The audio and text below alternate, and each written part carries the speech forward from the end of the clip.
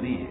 وہ یہ کہہ رہا ہے کہ میرے بندے میں تو اس کو دنیا میں لایا، دنیا میں جب میرے فرشتے نے کہا کہ اس کا وقت پورا ہو گیا میں تجھے دنیا میں لے آیا، اب دنیا میں لانے کے بعد اللہ ایک اور سوال کر رہا ہے۔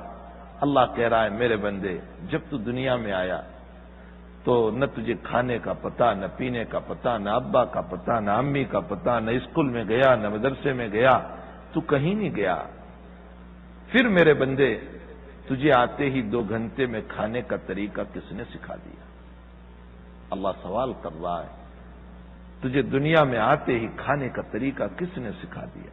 کیسے تجھے یہ پتا چل گیا کہ یہاں سے دودھ اتر رہا ہے اور میری غذا اللہ نے یہاں رکھی ہے اور تو نے منہ لگایا اور تو نے دودھ پینا شروع کر دیا؟ فرمایا میرے بندے جیسے دنیا میں بغیر پڑھے لکھے میں نے تجھے کھانے کا طریقہ دیا، اسی طرح میرے بندے زندگی بھر میں ہی تجھے رزق دیتا رہوں گا۔ اپنے رب پر یقین رکھ، اپنے رب پر یقین رکھ۔ اسباب سارے اختیار کرو دنیا میں، لیکن نظر مسبب الاسباب پر ہونی چاہیے۔ دکان ہو، کاروبار ہو، جاب ہو، یہ تو سب کرنا ہے۔ حضرات صحابہ نے بھی کیا، نبیوں نے بھی کیا، تابعین نے بھی کیا، تبع تابعین نے بھی کیا، بزرگوں نے بھی کیا۔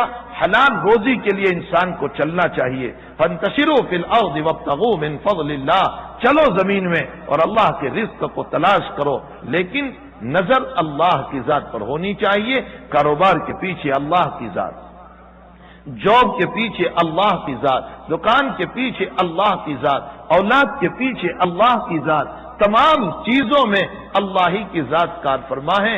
یہ وہ یقین ہے جو ہمارے دلوں سے نکل چکا ہے۔